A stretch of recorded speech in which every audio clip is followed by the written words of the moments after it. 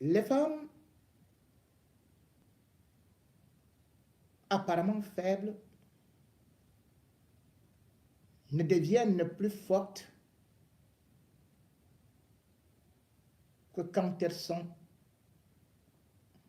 devant le désespoir.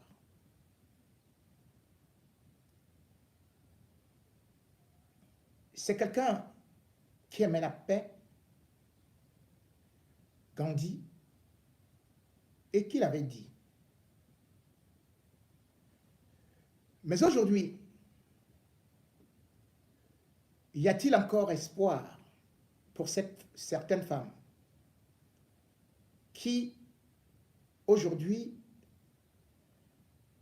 croyant que le foyer est une sécurité, croyant que l'amour était un contrat de respectabilité pour s'entraider, pour s'aimer, tombent malheureusement sur leur bourreau. La semaine a été beaucoup noire, avec des nouvelles nous venant des foyers et aussi même des personnalités impliquées dans l'assassinat des femmes, plus particulièrement au Cameroun. C'est donc un sujet qui mérite notre attention parce que certainement sans ma mère, je ne serais pas né. Sans votre mère, vous ne serez pas né. Si un homme se positionnait devant elle, lui donnait des coups mortels, à coup sûr, vous n'auriez jamais vu le jour.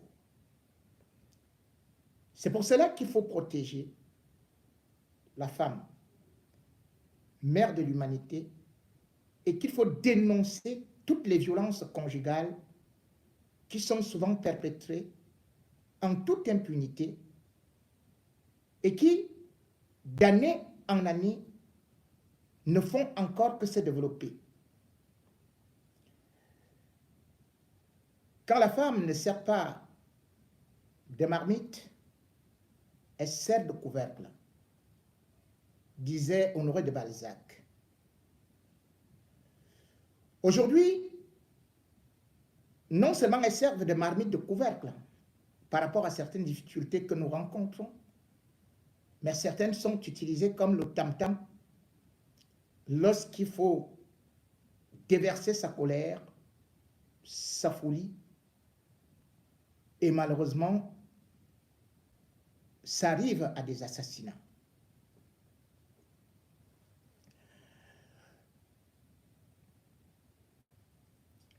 Le 16 mai 2024, les réseaux sociaux ont été envahis par 2 féminicides. Peut-être un féminicide, plus un, sans oublier cela qui se passe dans les coins reculés du Cameroun. Un féminicide concerne un homme politique, un intellectuel. Il est accusé d'avoir tué sa femme. Et pourtant, on le présente comme un homme bien. Qu'en est-il exactement de cette histoire qui aujourd'hui vaut l'arrestation du docteur Christian Folefac? Nous allons essayer de décortiquer cette affaire qui a encore beaucoup de pans d'ombre, tellement des versions divergent, tout comme aussi cette affaire d'une jeune dame qui a été assassinée du côté d'Ambam, du prénom de Christelle. Madame Salah, elle n'avait que 32 ans. Et selon ce qui nous a été rapporté, la version qui nous a été donnée, c'est qu'elle partageait sa vie avec un homme qui l'avait délaissé ou qu'elle avait délaissé. C'est selon. Bref, c'était un couple où chacun pouvait faire ce qu'il veut, comme il veut, jusqu'à peut-être découcher ou faire venir son compagnon ou sa compagne. Née Christelle Ndongoyene, elle est donc allée passer une nuit chez son compagnon qui serait gendarme. Madame Salah, de retour le lendemain, aurait donc trouvé chez elle l'office à sa rivale, ou plutôt l'office à la compagne de son mari, qui, dit-on, prend souvent la liberté de faire venir cette dernière pour quelques exercices d'acrobatie matelassée pour pouvoir, dans ce genre de foyer où personne ne demande à l'autre, où une seule chose est commune, c'est la porte, mais les lits sont divisés. C'est donc de retour qu'elle aurait eu une altercation violente avec son mari, qui, dit-on, l'aurait bousculé vers la chaise et sa tête l'aurait percuté, d'où l'hémorragie. Elle est donc décédée à l'hôpital. Mais une autre version nous dit, ce n'est pas le mari qui aurait fait cela, c'est plutôt l'amant qui aurait violenté, c'est-à-dire le gendarme, et elle est revenue chez elle étant épave. Une version aussi très difficile à croire dans la mesure où, pour quand même quitter de la maison de l'amant jusqu'à la maison, et puis venir faire des problèmes, et par la suite tomber et mourir, aller décéder, il faut peut-être être surhumain. Toujours est-il que, dans les deux cas, ça montre jusqu'où les femmes sont en danger, sont fragiles, et que parfois, vouloir jouer à égalité, vouloir s'amuser avec un homme qu'on ne connaît pas les pulsions barbares, qu'on ne connaît pas le passé et le coefficient de violence, eh bien, on peut être en danger. Et même parfois, quand on voit quelqu'un qui n'avait pas un passé, un peu ordurier, inquiétant, qui paraissait comme un ange, on peut toujours tomber sous les coups de poing.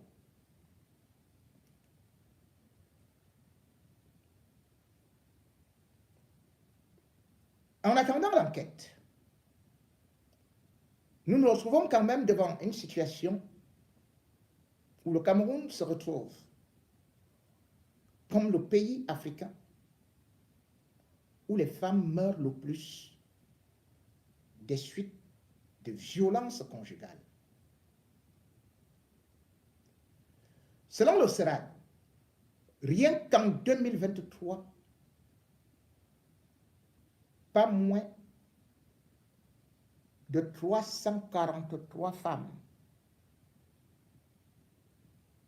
323 femmes ont succombé aux violences conjugales. Selon l'Institut national des statistiques, 39% des femmes camerounaises, dès l'âge de 15 ans, subissent les violences conjugales. C'est énorme. Lorsqu'on sait qu'à travers le monde, on n'atteint pas 12%. Mais le taux du Cameroun est tellement élevé qu'on s'est dit, c'est finalement quelle qualité de continent qu'on a. Et pourtant, le Cameroun est l'un des rares pays à posséder, à créer tous les ministères dédiés à ça, pour la protection de la femme. On appelle justement ça ministère de la protection de la femme et de la famille. Et c'est une femme qui est à la tête de ce ministère, qui plus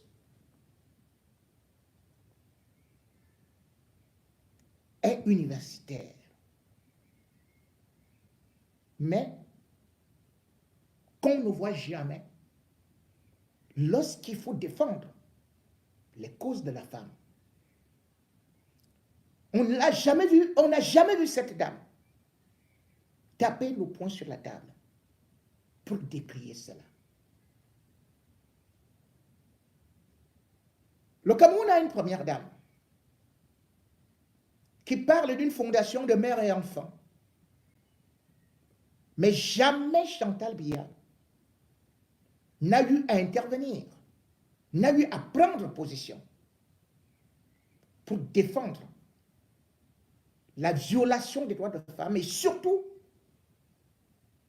les violences conjugales qu'elles subissent et qui vont crescendo.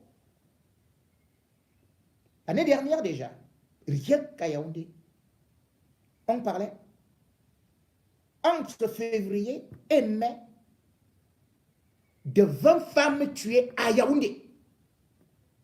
À Douala, 15 femmes tuées suite aux violences conjugales. Nous ne regardons pas ce qui se passe dans les autres régions ou encore dans les fonds des villages parce que les femmes n'ont pas de protection. Chantal Biya préférant plutôt créer le SERAC avec ses femmes de ministres pour danser, boire du champagne et basta. La femme rurale elle-même est abandonnée et même celles qui sont intellectuelles. Croyez-vous qu'elles ne sont pas en danger? Elles sont aussi en danger.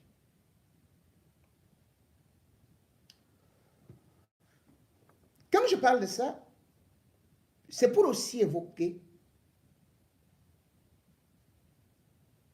cette femme qui nous a quittés et dont on révèle aujourd'hui qu'elle a été assassinée. Dans la nuit du 13 au 14 avril, nous avons appris, suite à une publication de Facebook,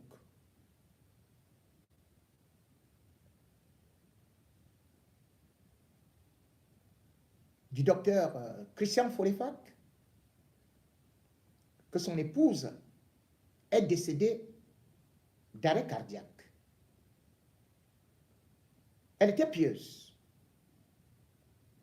Et le docteur Christian Folefac souhaitait qu'on fasse des prières pour elle et que le ciel lui soit favorable. La communauté politique et même universitaire s'était joint à ses pleurs suite à ce malheur.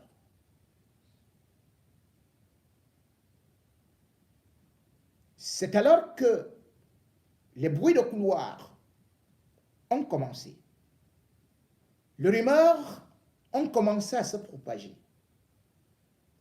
Qu'en fait, le docteur Christian Folefac est plutôt l'auteur de l'assassinat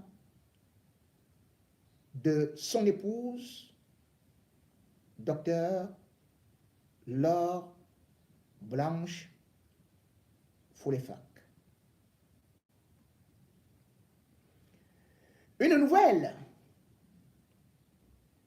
qui, pour le commun des mortels, était difficile à digérer.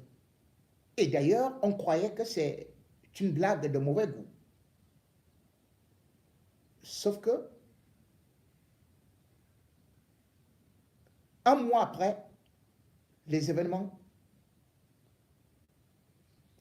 le docteur Christian Foulefac, enseignant à l'université de Tchang, reçoit la visite de la gendarmerie chez elle, jeudi, arrestation et immédiatement conduite dans les geôles.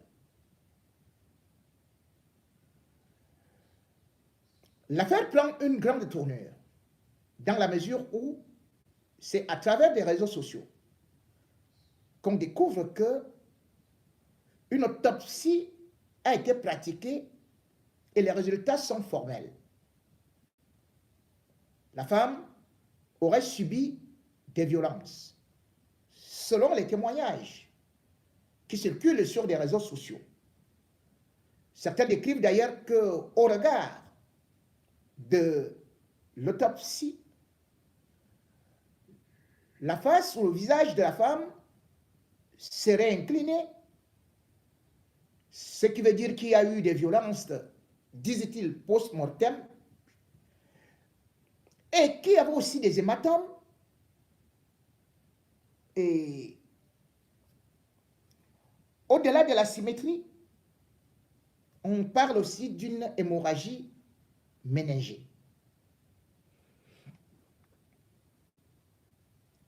Je dois dire que je ne suis pas spécialiste de la médecine et que je n'ai pas vu et ne peux confirmer cette autopsie, si elle est vraie, si elle est faussée, si elle est manipulée. Mais toujours est-il que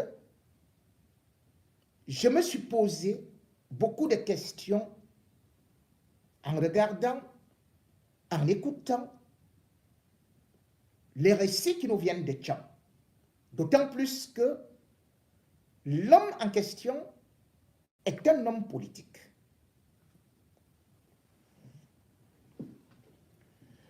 Je me suis donc interrogé d'abord comment l'autopsie a fait pour se retrouver immédiatement dans les réseaux sociaux.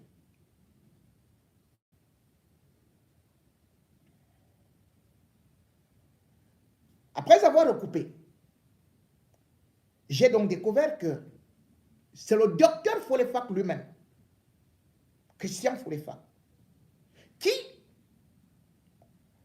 après avoir suivi les rumeurs faisant de lui le meurtrier, va contacter un médecin légiste pour demander une autopsie.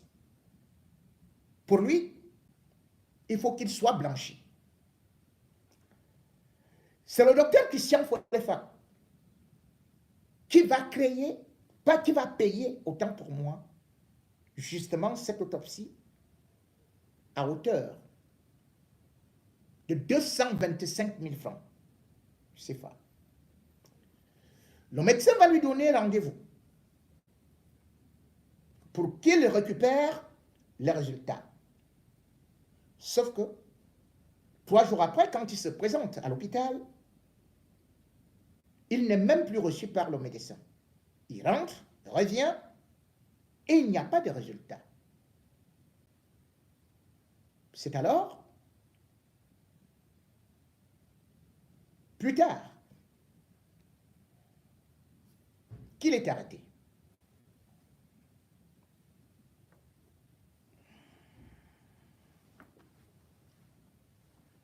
Il est arrêté sur la base de l'autopsie. Mais cependant, je me suis posé des questions. Et je me pose encore des questions. C'est le docteur Christian Folefak qui demande au médecin, faites l'autopsie.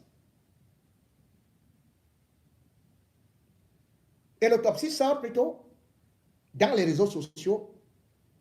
Et le docteur Folefak lui-même n'en a pas.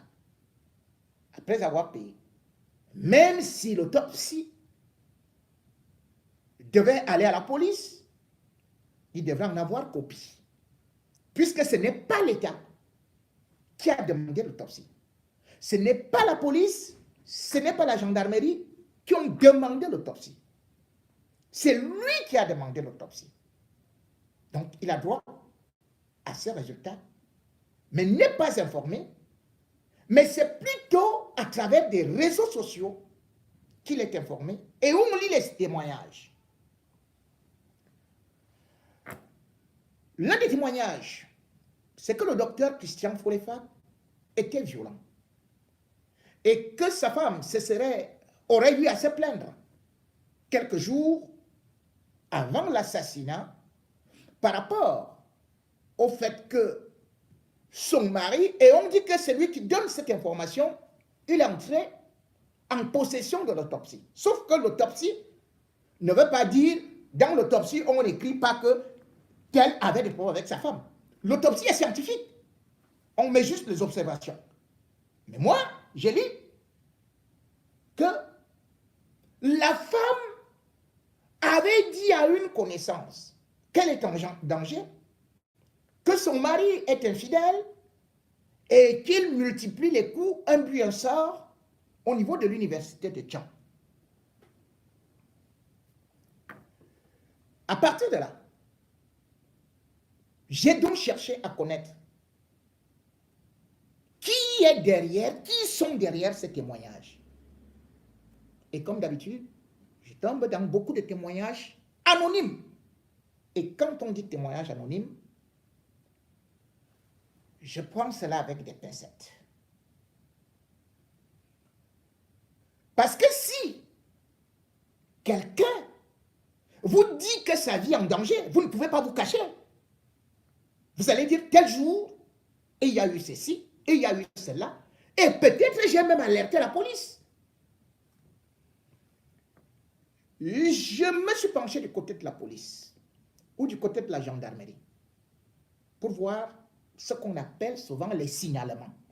Parce qu'une femme battue, et encore que c'est une intellectuelle, elle fait des signalements.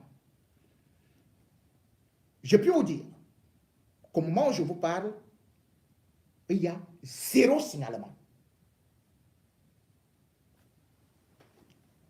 J'ai donc cherché, maintenant dans le quartier, de la même façon que je vous disais, cette femme, qu'on me disait qu'elle est journaliste et qui aurait été tuée par son fils sans que le voisinage ne soit au courant, je m'interrogeais.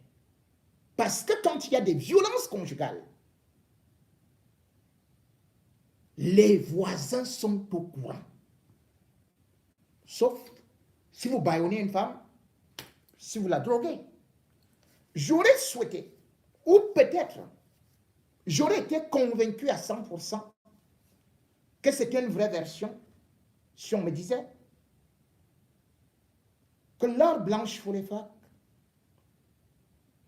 soit avait été attachée, soit avait été droguée, de telle sorte qu'elle n'a pas pu crier.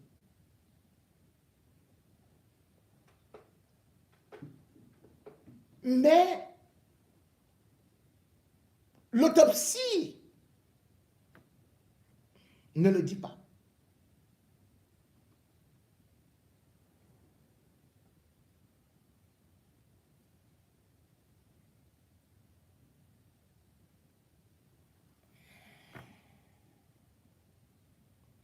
Quels sont les membres de la famille qui ont été alertés?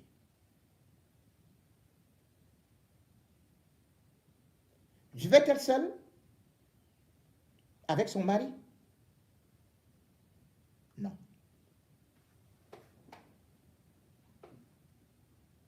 Laure blanche, a fait 4 enfants avec son mari.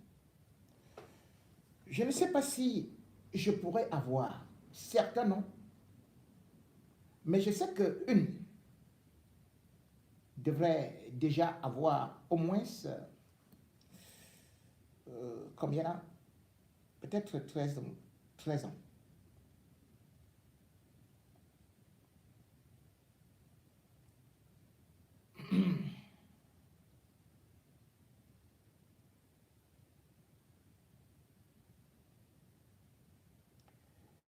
Je dois dire que je cherche les noms de ces enfants.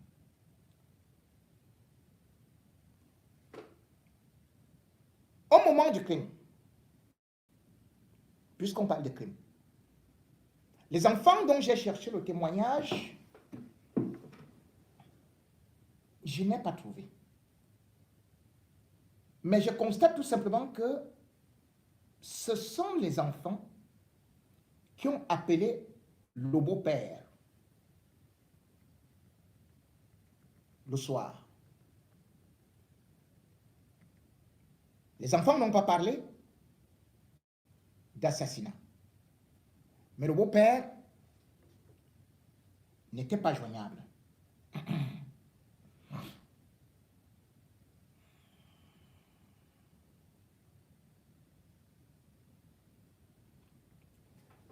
Le docteur Folefac avait-il des problèmes avec son épouse? Si vous avez trop de problèmes avec votre épouse, vous ne pouvez pas être avec elle le jour de son assassinat. Puisque ce jour, ils sont allés ensemble à la messe à 9 h. Je dis bien ensemble. Et tous ceux qui étaient là voyaient les deux filer le parfait amour. Parce que c'était la messe d'enterrement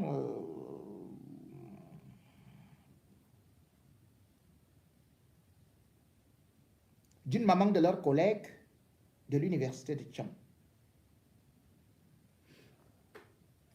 J'ai donc contacté beaucoup de collègues qui m'ont dit qu'ils étaient là. Que ce soit des collègues femmes ou hommes, personne ne m'a dit, depuis que je tente de joindre, j'ai joint au moins 40 personnes. Personne ne m'a parlé de violence conjugale, d'un témoignage quelconque. Personne ne m'a parlé de divergence. Personne ne m'a parlé des infidélités tellement au niveau de l'université de Tcham et que la femme en avait ras le vol.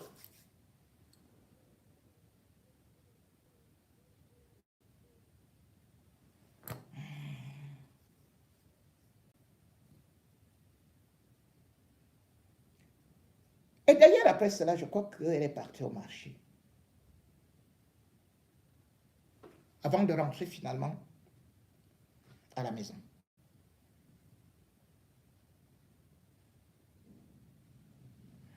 Bon.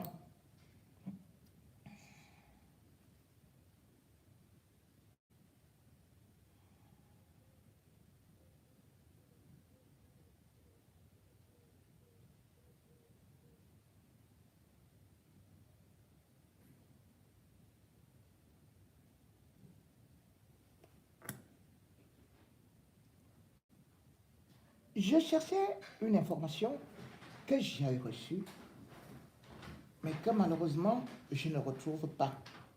Parce que je sais qu'elle a appelé son mari, mais elle a appelé son mari.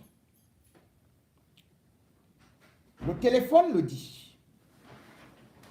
Selon ce que l'un des enquêteurs m'a révélé.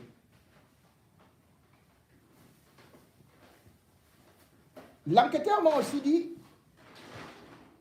qu'elle a été conduite, quand elle était en détresse, à l'hôpital régional annexe, qui est situé à moins d'1 kilomètre de la maison.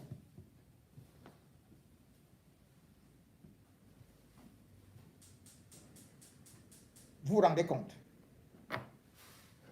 Le mari n'était pas là. C'est ce que vous devez retenir. Ce sont les enfants après qui ont appelé Docteur Christian Folefac que son épouse est tombée. J'ai demandé à l'enquêteur cette version. Il m'a dit qu'il me revenait. À 10 heures, j'ai rappelé un autre qui m'a dit qu'il ne peut pas parler, qu'ils ont reçu des instructions. À 14 heures, j'ai rappelé aujourd'hui. Personne ne prenait plus. Dès qu'on a su que c'est J. de Mingono.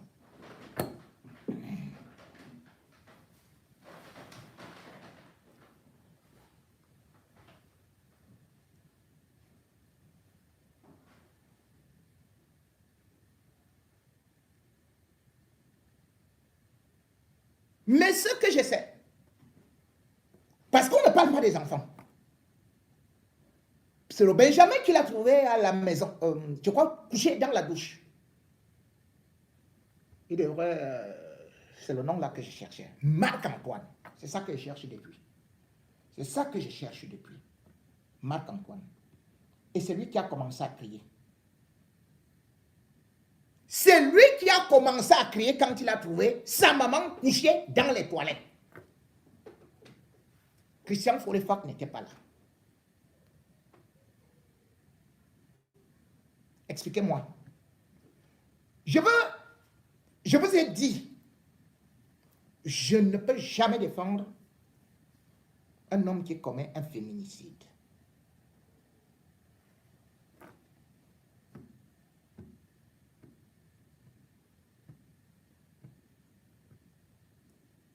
Comment quelqu'un a tué sa femme devant les enfants?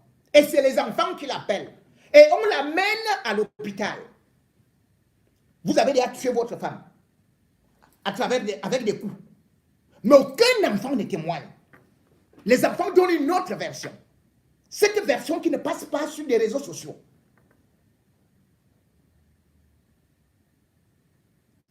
Les enquêteurs ont cette version. La femme a été retrouvée dans sa douche. Mais avant de se retrouver dans la douche, elle appelait son mari, qu'elle ne se sent pas bien. Mais son mari était dans des bruits. Et par la suite, ce sont les enfants, dont le Benjamin, qui a appelé. Maintenant, on dit qu'il voulait vite se débarrasser du corps, qu'il voulait enterrer le lendemain sans avertir qui que ce soit. Parce que c'est lui qui a tué.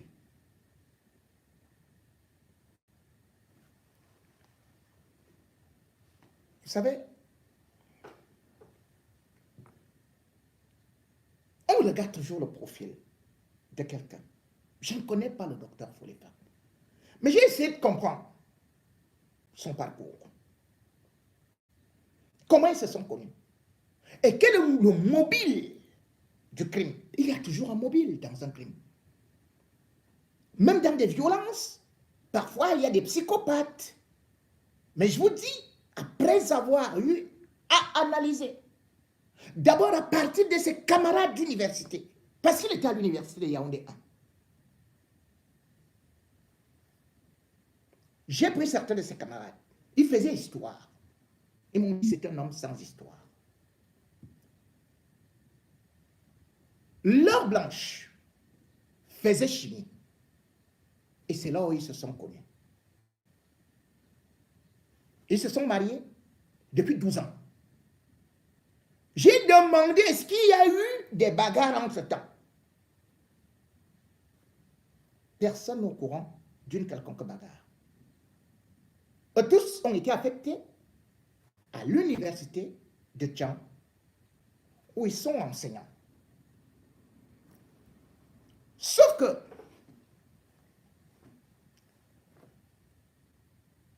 Christian Folefac est entré en politique. Et il est devenu gênant aussi. Beaucoup gênant à Tchang. Gênant pourquoi? Parce que d'abord, il devient secrétaire national, enfin, secrétaire départemental du MRC à la Menoie. À Tchang, tout le monde le connaît. Dans la mesure où il électrisait les populations, il a pratiquement détruit le RDPC là-bas.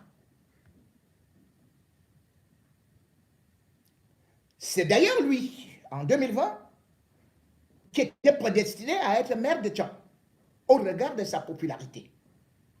Mais malheureusement, le MRC avait décidé de boycotter les élections législatives et municipales. C'est à partir de là qu'il y a une scission avec le MRC. Docteur Christian Folefat va donc créer un parti qu'on appelle le parti, qu'il appelle le parti du Triangle National. Le parti du Triangle National où il parle un peu de voilà, libéralisme ou voilà, national. À peu près comme Cabral Libi parle de libéralisme communautaire. Mais bon. Ce parti est rapidement légalisé. C'est-à-dire, je crois, le 21 août 2021. Mais en réalité, quand on légalise auprès, dans les services du gouverneur, ce parti qu'il a déposé, c'est parce qu'on attend également qu'il puisse certainement aussi trahir l'opposition. Parce qu'on voit qu'il n'est plus du MRC, on dit tant mieux.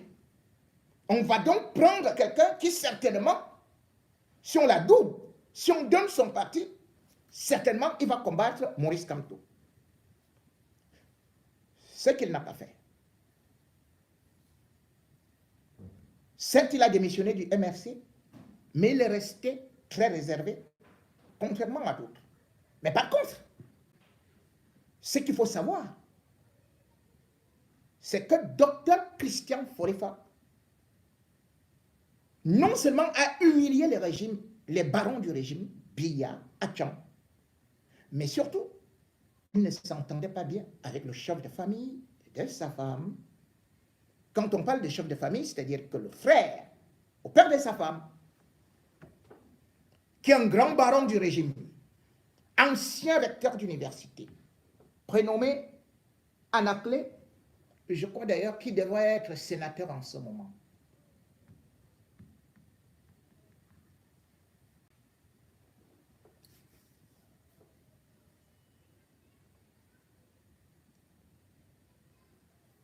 Je ne voudrais pas totalement blanchir Christian Folefat, même comme je ne trouve pas de lien direct avec l'assassinat. Je ne le trouve pas. Mais je constate quand même que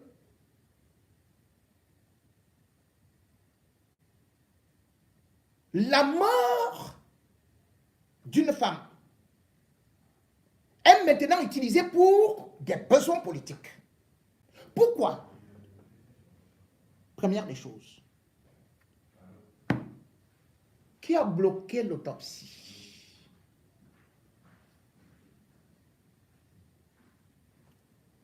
Bien plus, qui a publié l'autopsie dans des réseaux sociaux?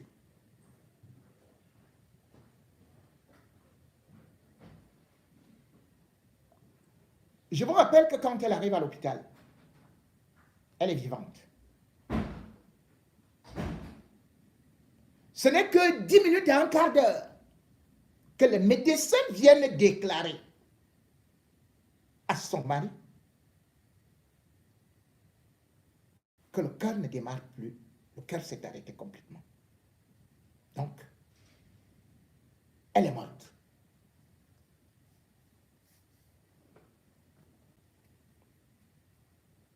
Vous tuez votre femme,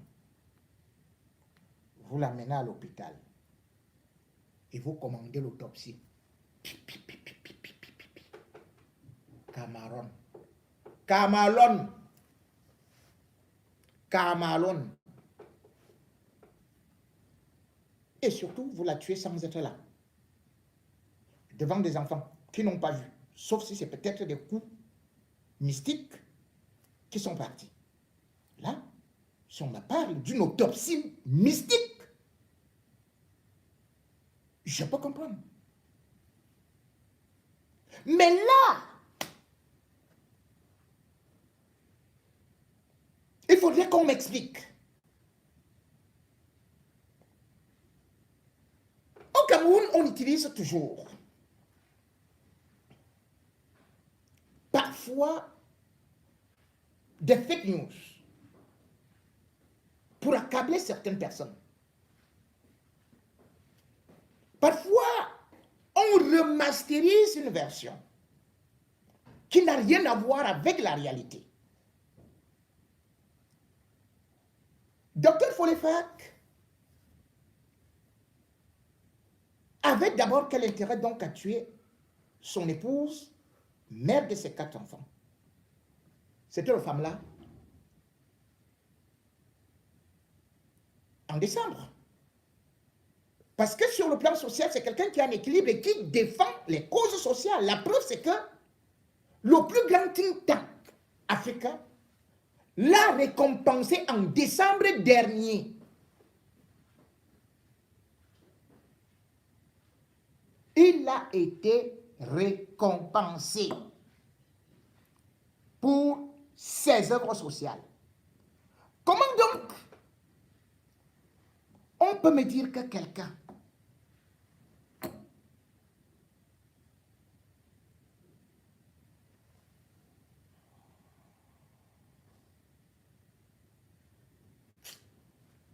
bon,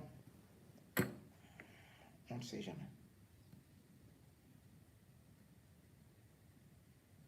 Et ce n'est même pas au Cameroun où on l'a récompensé. C'était en Côte d'Ivoire. C'était la crème de la crème qui était là-bas. Mais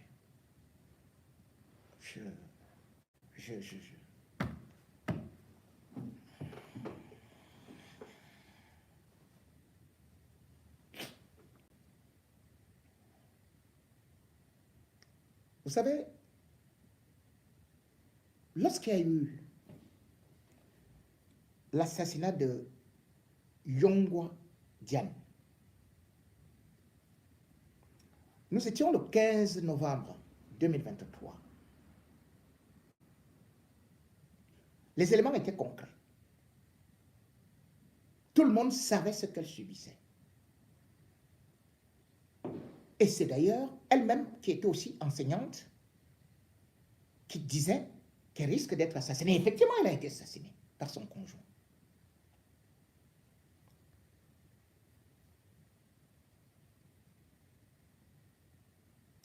Et il y avait des éléments. Et d'ailleurs, je crois que c'est en ce moment qu'on a lancé, on a lancé quoi là? Dénonce ton conjoint. Ça moussait sur les réseaux sociaux.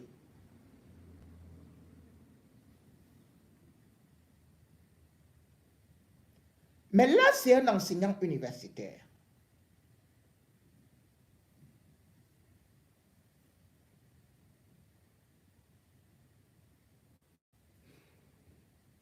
Même dans le crime.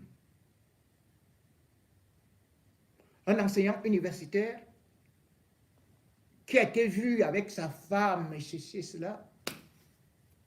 Je crois que le plus grand, la meilleure façon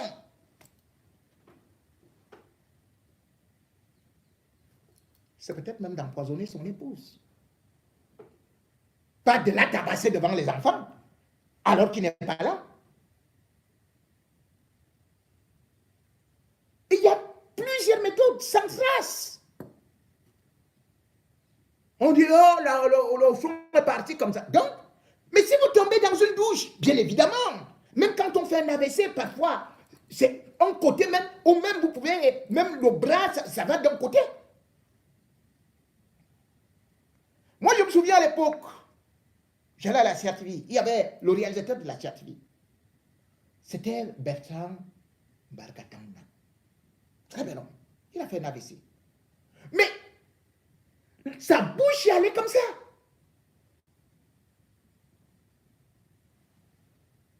Si on demandait à ce médecin-là de faire le... si jamais il mourait, je ne souhaite pas la mort à celui-là, j'espère qu'il vit encore et je lui souhaite une longue vie.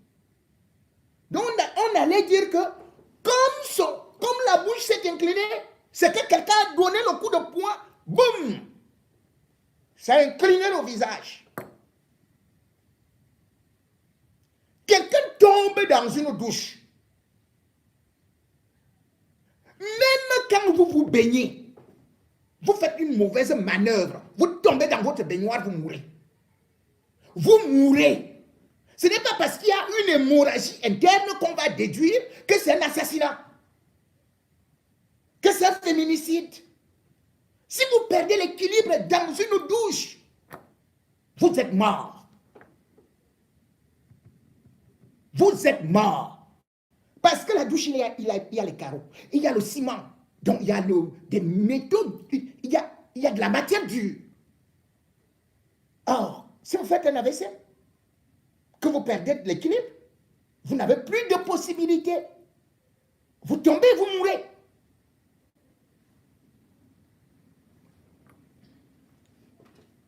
Mais on me dit non.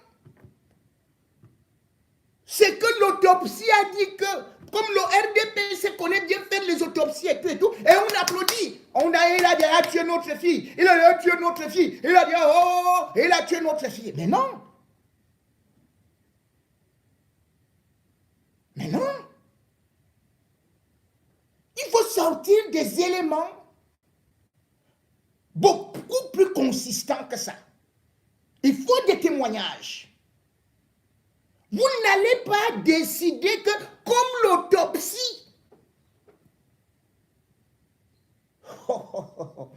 franchement,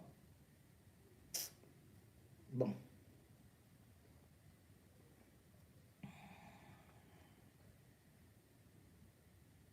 En tout cas, ce qui est en train de se passer devrait aussi rappeler aux hommes politiques qui sont dans l'opposition, qui sont en danger. Vous savez combien de barons du RDPC ont tué leurs épouses, ont tué des femmes, des jeunes filles? Ce n'est jamais allé nulle part. On nous parle de cette histoire pour d'abord humilier quelqu'un qui jouit peut-être même encore d'un peu de crédibilité. On le noircit avant même que on ne puisse trouver des éléments.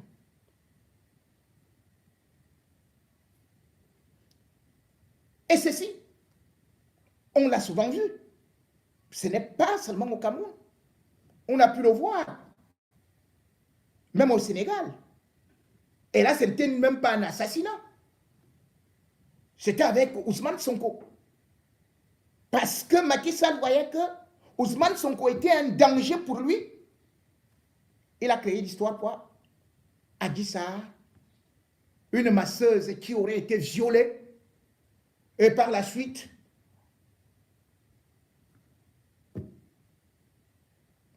c'était le rouleau compresseur. Le professeur Maurice Kamto avait adressé immédiatement le 14 mai, après l'annonce de la triste nouvelle, des condoléances à son ancien collaborateur. Je suggère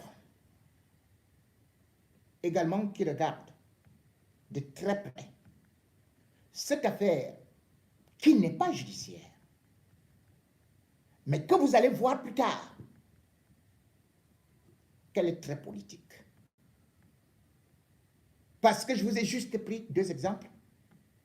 Vous payez une autopsie.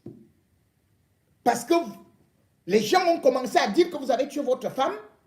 Ils ont commencé à dire qu'il l'a vendue. Par la suite, on a vu que ça ne marchait pas. On dit maintenant, il l'a battu. Ces informations qui ont varié selon les jours et selon les semaines et qui arrivent maintenant à des violences conjugales, c'est beaucoup plus pour susciter l'attention et aussi l'émotion de la communauté nationale, voire internationale. Mais cette version, comme je le dis, aucun enfant n'a parlé d'assassinat. L'enfant est là. Bon, peut-être que les enfants, comme ils ne verront plus leurs deux parents, on va leur dire, maintenant dites ceci. Peut-être qu'ils vont changer de version. Mais pour l'instant, voilà ce qui s'est passé. Voilà les éléments que j'ai. Au regard de l'enquête que j'ai essayé de faire pour vous donner point par point, là il y a le côté ombre, et aussi là où il peut avoir le côté politique. Qu'on ne profite pas de la mort d'une femme qui a aimé son mari, d'un homme qui a aimé son épouse, pour fragiliser cette famille pour des besoins politiques. 2025, retenez-le, le régime Biya va accuser les opposants de tous les maux. En 2018, vous avez entendu comment ils ont accusé Maurice Kamto d'avoir violé un enfant de 14 ans. Un enfant dont on ne connaît ni le nom, ni le père, ni la mère, ni la ville. Mais on est venu raconter cela à la télé. Et ce n'était pas n'importe qui le disait. C'était un enseignant universitaire à l'Institut des relations internationales du Cameroun, le professeur Messanga Nyamdi. Il le disait en affirmant même qu'il avait des vidéos. Le régime Biya, pour détruire un homme politique, est prêt à tout. C'est pour ça que, lorsque je vois d'abord le statut de quelqu'un, et qu'on me parle du régime Biya, qui manipule la justice, qui manipule les forces de sécurité, et qui utilise les barons pour détruire leurs adversaires, alors je fais d'abord attention. Mais qu'à cela ne tienne, comme j'ai dit, ce n'est pas une façon pour moi de prendre complètement position, mais juste d'émettre des réserves sur une affaire qui a déjà été jugée sans le moindre élément concret. Sur une affaire qui a déjà été jugée par des gens qui ont été manipulés et qui ne peuvent même pas justifier de l'authenticité du document. La preuve. Je crois que le docteur Folefa, de là où il se trouve, ou plutôt son avocat, aurait même demandé depuis son arrestation que on fasse déjà une contre-expertise. Puisqu'il n'a pas une expertise, on lui parle d'une expertise qu'il n'a pas. Qu'on fasse une autre contre-expertise, peut-être indépendante. Il n'a même pas encore été présenté au procureur de la République. Ce sera mardi. Mais on a déjà tout conclu pour quelqu'un qui n'a pas été présenté devant le procureur de la République. C'est exactement comme j'avais dit avec cette femme journaliste qui n'était pas présentée, qui n'avait pas été présentée devant le procureur de la République. Mais la gendarmerie avait déjà fait la mise en scène en disant que c'est la reconstitution des faits. Mais pour des vieux faits qui sont là depuis, qui concernent les gens du régime, on n'a jamais fait de reconstitution de crimes d'assassinat. soyons vigilants. 2025 n'est pas loin. Ne tombons pas dans la manipulation parce que c'est la chasse à l'opposition qui est lancée.